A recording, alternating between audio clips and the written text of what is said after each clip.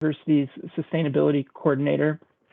I've been here, it'll be 6 years in September, and I'm a member of the Sustainability Council. And one of my roles here on campus is to measure our greenhouse gases and our carbon footprint. So I'm going to share a bunch of slides, and I'm going to wow you with and dazzle you with probably way too much data. But we'll start with kind of a basic overview of what a carbon footprint is. You know, we'll start at a real low level and we'll kind of speed through that, and then we'll get more into the nitty-gritty of what our major sources of emissions are and what the university is doing to negate those. So let me go ahead and share my screen here. We good? Everybody good? Can I get a thumbs up? All right, thanks, Alex. Okay, what is a carbon footprint? Well, it is the measure of greenhouse gases emitted from activities associated with the use of fossil fuels. There are 6 major greenhouse gases: carbon dioxide, methane, nitrous oxide, hydrofluorocarbons, perfluorocarbons, and sulfur hexafluoride. Carbon dioxide is the main indicator that we use to measure our carbon footprint. Methane is natural gas. That's what, when anybody talks about natural gas, they're talking about methane. And nitrous oxide is typically generated from emissions from burning fuels like diesel. And the other ones are, related to the use of chemicals and refrigerants. If you're ever sitting around the table or at the bar and you're having one of those difficult conversations with your friends or family about, whether or not climate change is a hoax or not, my little bit of advice to you is I always change the topic to talk about pollution. And I say, well, don't you care about pollution? Do you want clean air? Do you want clean water?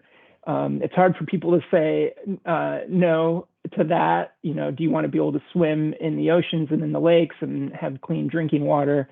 They'll typically say yes to that. But if they press you on the issue about how we know exactly how we're responsible for the increase in greenhouse gases that are driving climate change, I always point to, it's called an isotopic fingerprint. And if we have any chemists in the, or biologists in the chat, each type of molecule has different types of isotopes, and it's basically the different number of neutrons that are in the, so like carbon dioxide, for example, has, over a dozen different types of isotopes. The main ones that we measure for for climate change are C12, C13, and C14.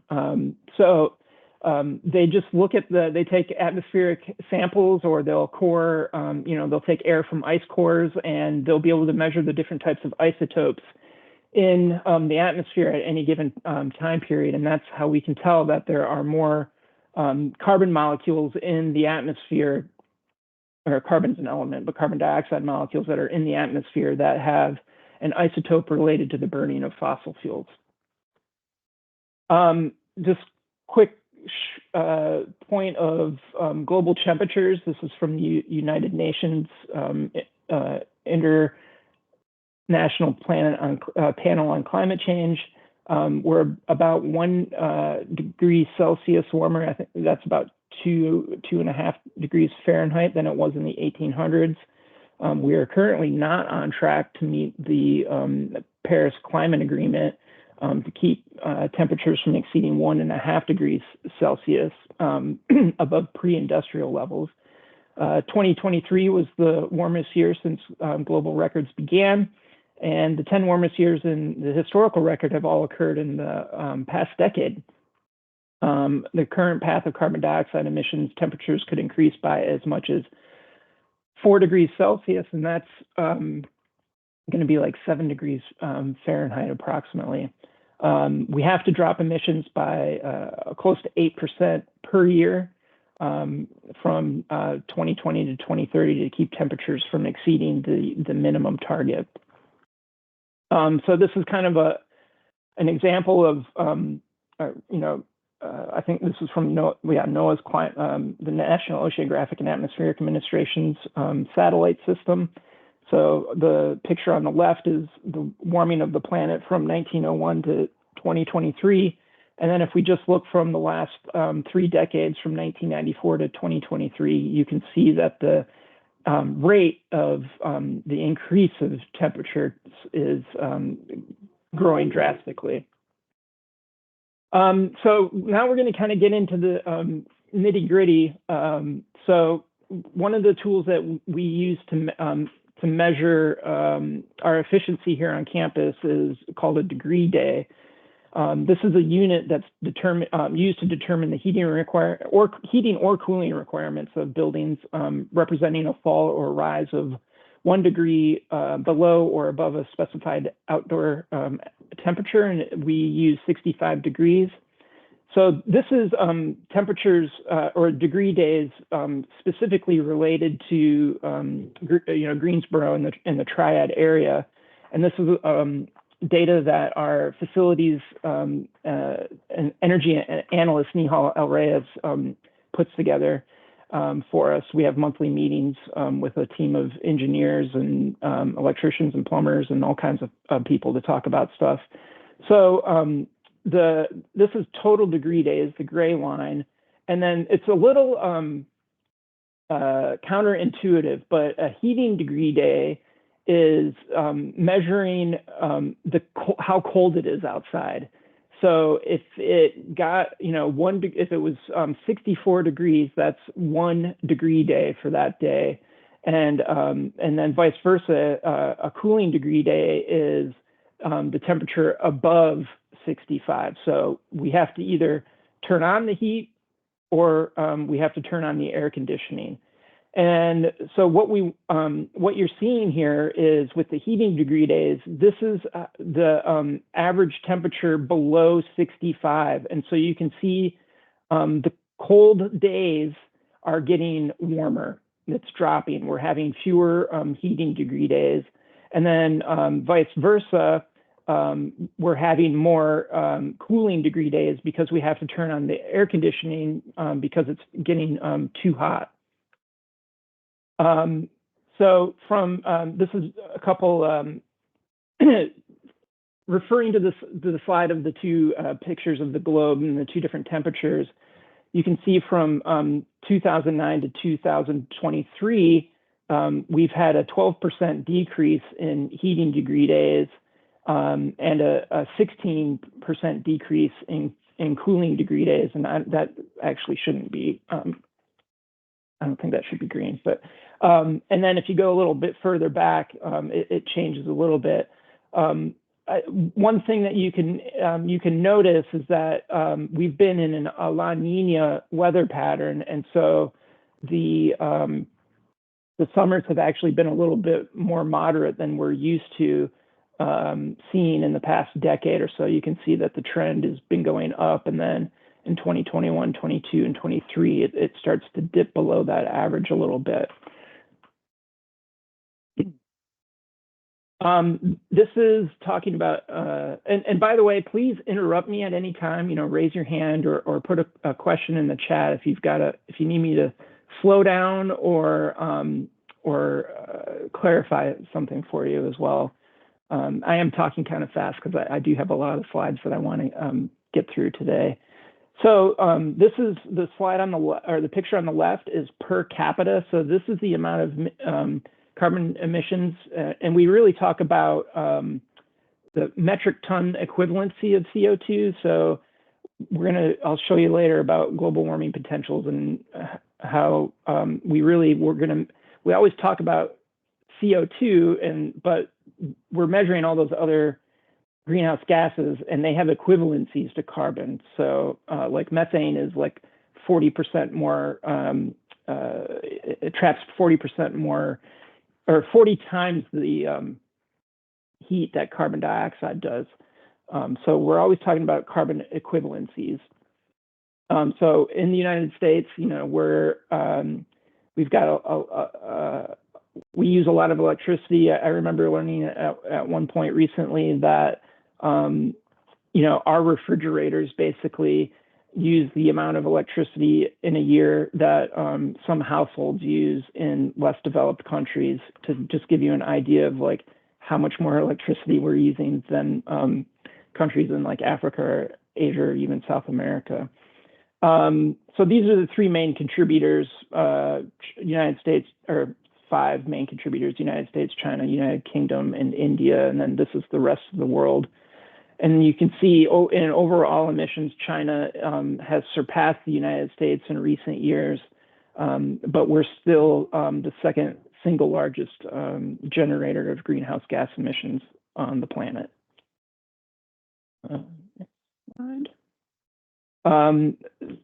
Again, annual CO2 emissions from fossil fuels and industry. You can see that China and the US are pretty big. And then overall greenhouse gas emissions, China and the US and India are still up there. So the tool that we use on campus, and it's used by many universities across the country, hundreds of universities across the country all use this tool that was developed by the Sustainability Institute at the University of New Hampshire. We call it SciMap. It's the Sustainability Indicator Management and Analysis Platform. It was originally developed in 2001, and then the University of New Hampshire acquired it in 2014. It used to be like this really complicated Excel spreadsheet, but now it's all online. So what is a carbon footprint? Well, it's based on the Intergovernmental Panel of Climate Change. It incorporates data from the fourth assessment report from the IPCC, and it incorporates guidance. It also incorporates guidance from Greenhouse Gas Protocol Initiative, which is a multi-stakeholder partnership of businesses, governments, and other interested parties, established by the World Resources Institute. Yeah, there's a whole bunch of people involved in this. And then in 2001, it published a Greenhouse Gas Protocol, a corporate standard, a step-by-step guide for companies to use in quantifying their data. Mainly, and I'll talk about scopes a little later, we're really responsible. The university only reports to the state scope 1 and 2 emissions, which are scope 2 is the electricity we purchase, and then scope 1 is the fuels we burn on campus, and that includes gasoline emission that we burn, like natural gas and all kinds of stuff like that. But there are a couple methods that we can use to measure our carbon footprint. One is a location-based method, and another is a market-based method. We really only report the market-based, and I'll tell you why. So location-based method uses emission factors from, it's called the Emissions and Generation Resource Integrated Database, or the eGrid. It's a comprehensive inventory of data that's collected and administered by the Environmental Protection Agency and the Energy Information Administration. It basically contains all of the environmental characteristics of all the electric power generated in the United States within regional footprints. So you can see we are in the SRVC eGrid region, and so that's going to include power plants from Virginia, Eastern Tennessee, South Carolina, West Virginia, and that's a whole mix of coal, natural gas, renewables, nuclear. And so the eGrid provides emission factors based on the average kilograms of CO2 from that particular region for UNCG in North Carolina. But the market-based emission factors was established in 2015, and it allows us to input renewable energy that we generate on site and it allows for the input of supplier-specific emission factors. So we'll actually get the emission factors that from Duke's energy production. So that's the picture you're looking at here on the right. So, I think over 50%, it's close to 50% of our electricity produced in North Carolina is from non-fossil fuel-based production facilities. So it's mostly nuclear, and then some other renewables, solar and wind in particular. And Duke doesn't actually own a lot of its, it buys a lot of solar and wind power from other states. But surprisingly enough, North Carolina has ranked within the top 10 of all the states in the amount of solar power that we have. But all told, the solar only generates less than 3% of our total energy capacity. So to give you, we're in the top 10, but we're only making, only 3% of that is from solar. And so we've got a long way to go to really generate a lot of renewable energy production in our state. So this really narrows it down. So if we were to use the location-based method, we would be basically claiming that our electricity is coming from coal plants in Virginia or South Carolina or natural gas plants in those states, whereas really we're just getting electricity generated from plants here in North Carolina, and most of that's nuclear. So that actually cleans up our footprint. This is just a little closer, bigger look, because if any of these slides are too small as well, just tell me, because I know some of the information can be hard to read on these little slides. So, but this is just kind of a bigger, closer look at Duke Energy's combined fleet resources. There is a carbon plan out for the state, and they have already shut down a number of coal plants, and there are at least half a dozen more coal plants that are scheduled to be closed within the next decade. Unfortunately, in my opinion, they're mostly being replaced by gas production. So this is what Duke Energy's emission factors look like. So we get a pretty long, dating back to 2007, we get a couple different emission factors, but we just use the CO2e emission factors, which is the carbon dioxide equivalencies. So what are scopes? So this is just a way that we, or that, the GHG protocol corporate standard defines different sources of greenhouse gases. So they just put them in a number of categories. So scope 1 is direct emissions from sources that are owned and controlled by our institution. So it's the combustion of fossil fuels from vehicles, or like the natural gas we use to heat our water or heat our buildings. Call them fugitive emissions from refrigeration. That's that's stuff like the HCFCs that cause the hole in the ozone and all kinds of stuff like that. On-campus agriculture and livestock, which we don't have, but we have complete control. So there's no one else's responsibility. So it's our vehicle fleet, it's the fertilizers we use, and the refrigerants and other chemicals on campus. Scope 2 is purchase electricity, plain and simple.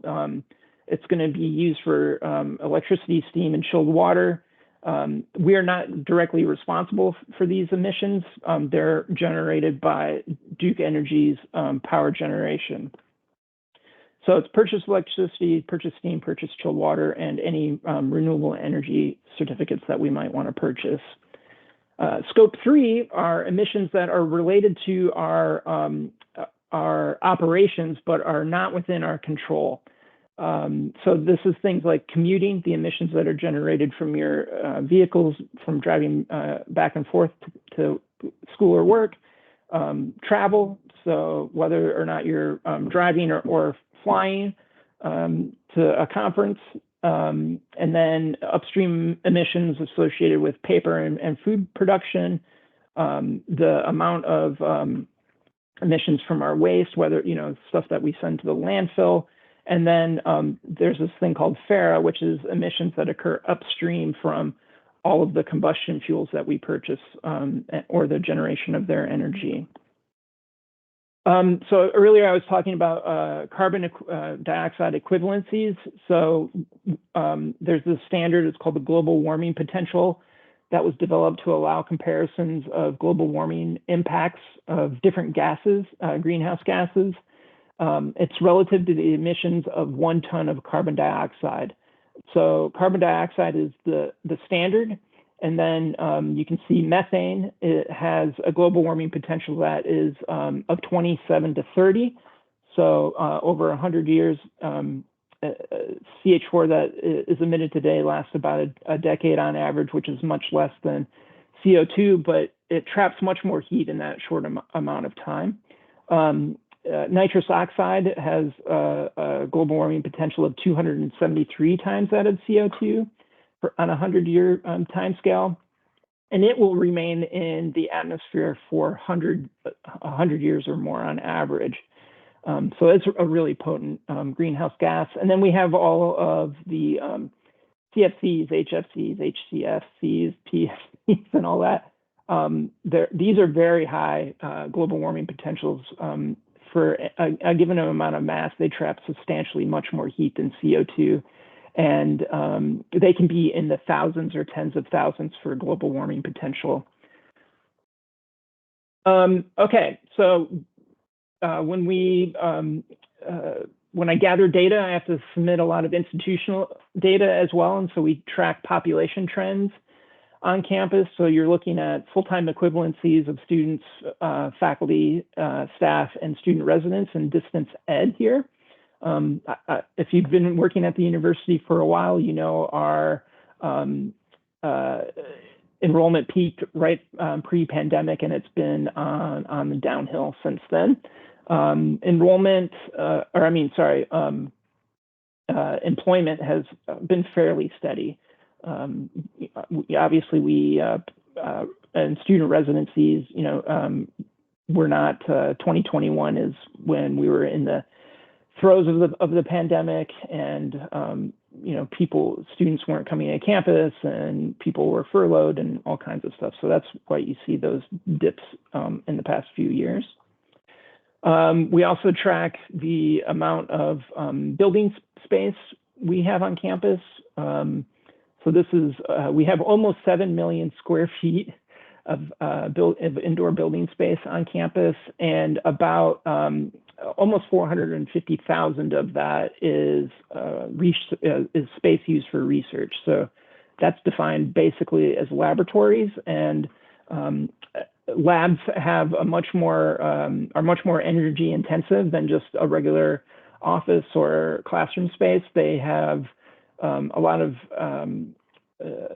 equipment that uses a lot of electricity, whether that's deep cold freezers, ventilation systems to remove gases. There's all kinds of stuff that's going on in research.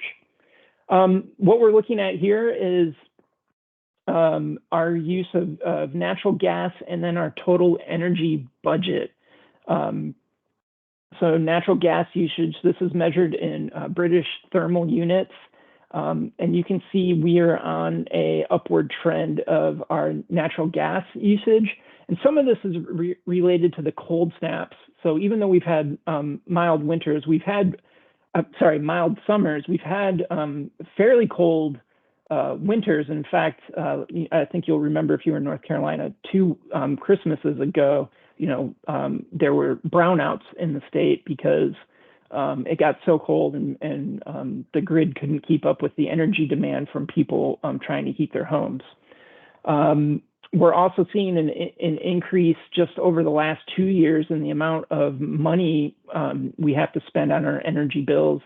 And that is mostly related to increases in our electricity rates per kilowatt hour from Duke. And then they've also are starting to include these new fees because they have this carbon plan to become more environmentally friendly, but of course they pass those costs to expand those projects onto the ratepayers. So where we once used to pay about 6 cents a kilowatt hour, we're now paying 8 cents a kilowatt hour on average.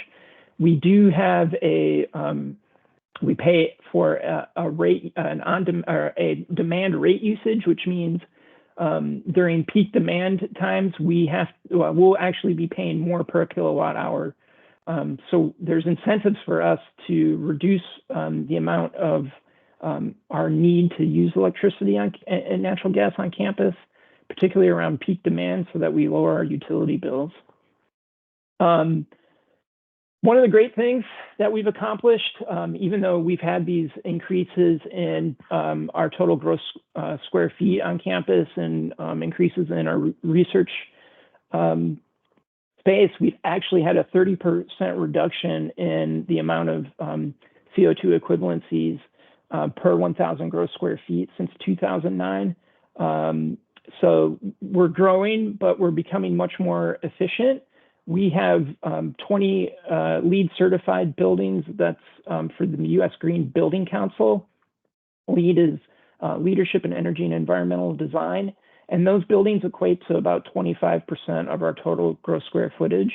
And if you go on the sustainability website, you can go under action areas and you can see the list of our green buildings, and you can look at their LEED scorecards as well to see what they did to make them, what we did to make them so efficient.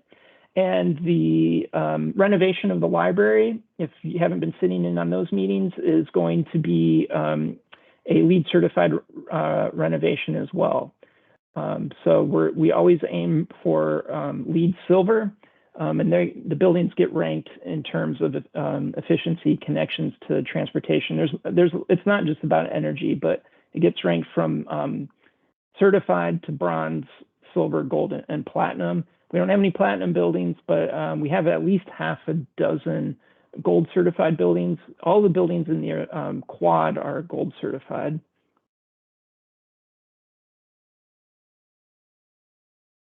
Here's our electricity and fuels trends. So when we're talking about on-campus stationary fuels, that's all of scope 1. So that's natural gas, gasoline, diesel, propane is another one, distillate oil.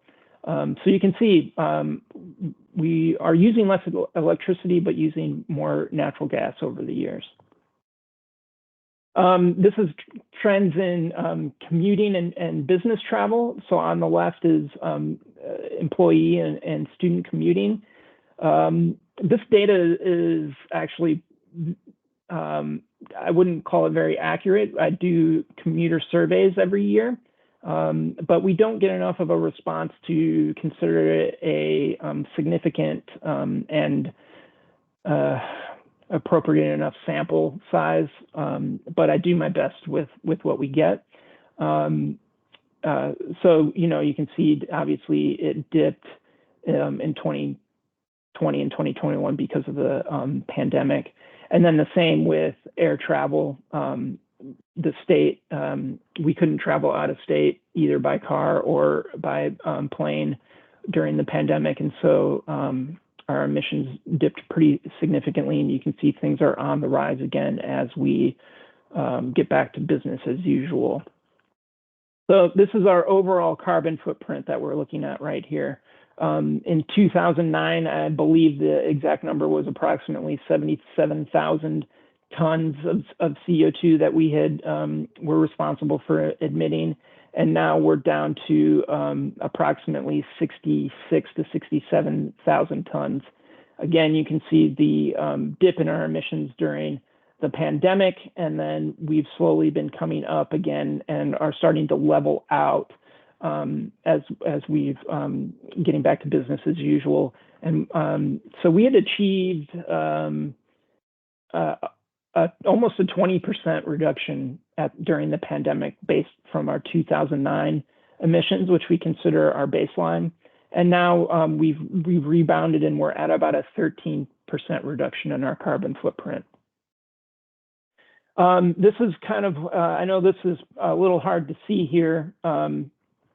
This is graphs that the SciMap generates for us. So you can see what our major contributors are, and there are really four that are major contributors. One is, in orange, is our purchased electricity. That accounts for about 31% of our emissions. The bigger blue pie, which you can't see the number, it's 30.4%, is from the other on-campus stationary sources. So that's our scope 1 emissions right there. That's our natural gas usage. And then we have commuters. So the big 12% here is students. And then we have staff and faculty. That's that's about a 17% of our carbon footprint. And then this is the upstream emissions that are also in scope 3, that are FARA emissions that I talked about earlier. I also track how we're doing per category. I would not be alarmed by the extreme increase by in the use of refrigerants and chemicals. That gets that fluctuates annually based on whether or not we're fixing HVAC systems. So if we put in a new HVAC system and a new AC unit or something in a building, then we have to buy new refrigerants for that. So that's really what it's reflecting. It's not really that our usage is increasing. It's more of a reflection of the work we're doing on campus, and or maybe there's a system that's leaked and we've had to fix it and buy more chemicals. So it's not an increase of usage. It's just really about the kind of year-to-year situations that are happening on campus. So you can see since 2009, we've had a 15% increase in our use of on-campus fuels. Again, mostly natural gas. We're seeing an increase in that. Otherwise, we're seeing pretty significant drops across the board here.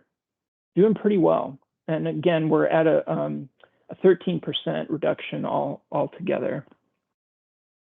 I've done a few comparisons. So this is pre and post pandemic to give you an idea of what it looks like, when we kind of shut things down and use a lot less energy, and then when we get back to normal. I mean, I think everybody remembers how little traffic there was and how clean the air was, and it's unfortunate that it happened that way, but I think this is a pretty good reflection of how well we were doing pre-pandemic, or up to and including the pandemic.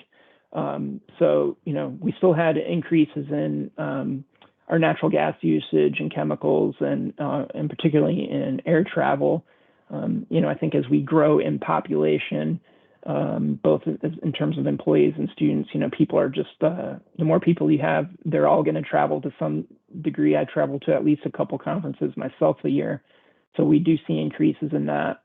But otherwise, we still are managing pretty significant decreases across the board in the vast majority of the categories. And then here's what the rebound looks like. So this includes the pandemic up until last fiscal year. I don't typically complete the inventories until around October. I get a lot of financial data and stuff, and so we have to wait until at least July 1st, and then I try not to bother too many people over the summer when we're working on admissions and filing tax reports and and people are going on vacation. So I really start the inventory around August, collecting data from a number of departments across the campus, and then complete it sometime later in the fall. So I'm going to kind of go into a little pitch here about ways that we're reducing our carbon footprint on campus and ways that you can help. So we talk a lot about if you're in the environmental field, you might know what a carbon offset is, and that's basically you generate emissions from driving, and then you can pay money to build a solar, to help support a solar farm or a wind farm somewhere across the country. to offset your emissions. And so what I've done is I've created, call it the Spartan Drive Fund. This is drivers reducing individual vehicle emissions. And this is a way for you to offset your emissions from commuting to campus and support our effort in reducing our carbon emissions and utility consumption here on campus. So it's a voluntary contribution. You saw that about, what did I say, about 15 to 17%. It changes every year of our carbon footprint is related to our travel to and from work. And on average, students and employees are responsible for 1 ton of carbon dioxide every year from their commuting. If you were to go and buy a offset in the market from companies like TerraPass or Sterling Planet, it would cost you about $15 to offset 1 ton of emissions. So our goal is to raise $8,000 to $10,000 annually. And then what we do is we have this program that was created by the state. It's essentially a revolving green fund. It's House Bill 1292, and it's called the Utility Carry Forward Program. And so any money that we save in utilities from energy efficiency projects, we get to keep and reinvest that money into more efficiency projects on campus. And so this has been in place since, I think, 2009-ish. And to date, this year, facilities had saved over $1 million for our utility bills. So we get to claim the savings for a period of 10 to 12 years. I'm not exactly sure the exact number, at least a decade. So if we do an energy efficiency project that saves us $1,000 every year over the life of that 10-year life of that project, that'll save us, we'll actually get to claim $10,000 of savings. So it snowballs, and that's how we got to, saving over $1 million this year. So if you wanted to contribute to the Drive Fund, we put that money towards efficiency projects on campus to help reduce our emissions and our utility bills. We talk a lot about, and on campus, you might have heard about, our mission to become carbon neutral by 2050. And the next few slides I'm going to show you are going to really kind of paint a picture of how impossible that is.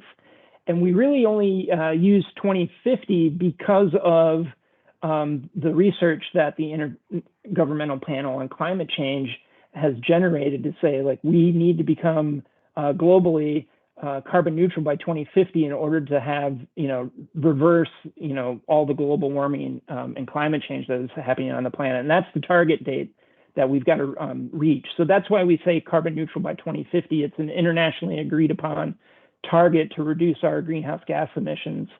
And typically, you have to do that, one, by having totally clean fuels. So one, we would have to get rid of all of our natural gas usage on campus, electrify our vehicle fleet, and then Duke Energy would also have to go 100% renewable energy, right? But then we're still going to have emissions from commuting, business travel, and all that stuff. And of course, we're not going to tell you, and we have no legal standing, and it's not even common sense to try to dictate. And I've heard this from people, they think we're going to tell them where they can live and that they're not going to be able to travel to conferences anymore. And you're going to have to do everything on Zoom. And, that's not what nobody on campus is advocating for that, just to be clear.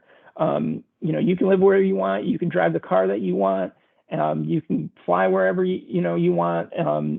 You're a person with free will. So, but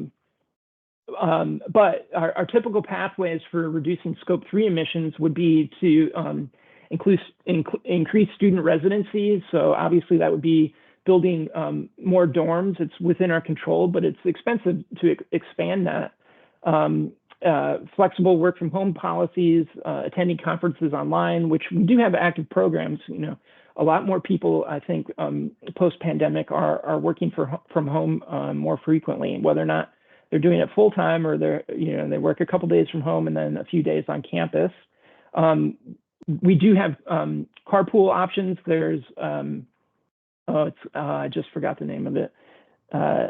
Zach, do you remember the name of it? NC something or other. I can't remember. But there is an app and a program that the state runs that you can sign up to be a carpool, and it'll connect you with people who are in your neighborhood and going in the same direction as you. Increase the use of public transportation so that more people are taking the bus or train to campus. Of course, we have limited influence over federal, state, and local financing and planning. And then another option would be to purchase carbon offsets or renewable energy credits. And this is a traditionally market-based solution that I just said it provides support to third-party off-site renewable energy projects. And then, of course, campus efficiency projects to invest in campus infrastructure on campus instead of purchasing carbon offsets. And I'll talk about why it's more important to focus on your own home than it is, thanks, share the right, NC, thank you, Zach, than it is to pay for, because sometimes you'll buy a carbon offset, but it'll go support a solar farm in Texas, because Texas is actually the #1 in solar and wind in this country, surprisingly, for a Republican state. But so that doesn't do any good for North Carolina or for UNCG, really. So a number of institutions are doing these types of traditional carbon offsets. App State, Duke, University of Florida, Chapel Hill's pursuing it, and many others across the country. So in FY23, our total carbon emissions were 67,000 tons. So 1% of total emissions is 547 tons. And as I said, the typical commuter is responsible for 1 ton of CO2 a year. The typical offset market value is $15 per ton. So this is kind of our fundraising target, to raise $10,000 to offset approximately 1% of our emissions every year here on campus. So when you buy an offset or a renewable energy credit, they're only valid for 1 year, because you're generating carbon emissions every year. It doesn't change. You don't, unless you buy an electric vehicle, you're going to keep generating emissions every year. So you can only offset the emissions that you've generated in the past. And so we would have to keep paying to purchase these offsets. So for example, it's about $10,000 to offset 1% in the market. So in 2 years, we would spend $20,000. That would still, only be 1% reduction that year. But we'd have spent $20,000. Over 4 years, we'd spend $40,000, and we would still only be able to claim a 1% reduction every year, because we're just paying $10,000 every year to somebody else to reduce 1% of our carbon footprint. I feel like I have a slide. I'm kind of, I'm going to scoot back a little bit. So to offset all of our carbon emissions on campus, we would have to pay over $800,000 every year to offset our emissions at the current market value. If we continue our trend, we'll achieve about a 35% reduction by 2050, and we would still have to pay about $750,000 to offset our emissions. And so, what if we spent that money on campus, right? Because we can claim that savings every year. So we had a project last year. I raised over $8,000 last year, and we paid to offset to buy over 500 or upgrade over 500 bulbs to LEDs in the more humanities building. And that's going to save us $7,000 a year. So that's a 2-year return on investment. And over the 10-year life of that project, it's going to save the university $56,000. I see some people dropped off when I started telling people about how they can donate money to campus. It's also getting close to 2 o'clock. Over $1 million saved last year. This is a kind of an old number. So it was less than $1 million in FY22 and over $1 million in FY23. But all told, over the lifetime of HB 1292, the university has been able to save, and this is really the facilities department, has saved almost $5 million in avoided costs for the university. The facilities department is also responsible for achieving about they've reduced their emissions by 30%. So that's where you see that big dip in emissions earlier from electricity usage because of all the facilities projects that they've been doing. We're also donating 10% of our offsets to the UNCG Center for Housing, for the Community Housing Solutions, which provides critical home repairs to Guilford County homeowners who fall at or below the poverty line. So we donated $820 to them, and then we go work on a house every semester. So volunteers get to go actually, walk the talk. So yeah, I'm gonna stop right there. This is some information about how well the Drive Fund did last year. And I'm just gonna, I know we don't have too many people here anymore, but for those of you who are here, if you have any questions, please feel free to unmute and ask away. I know I covered a lot of stuff, but.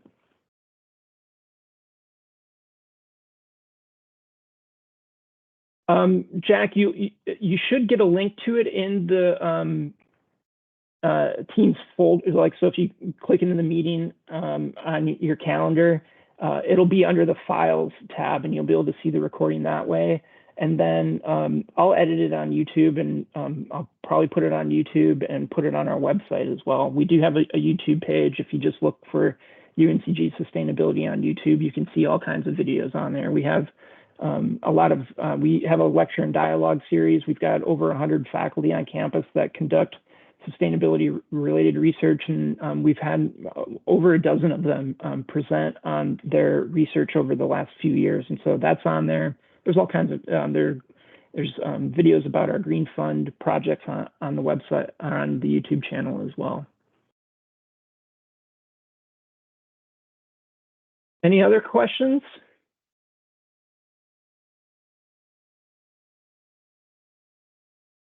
Zach or Nadia or Alex? Okay. Alex, were you going to ask something? I think you're muted. Or I can't hear you.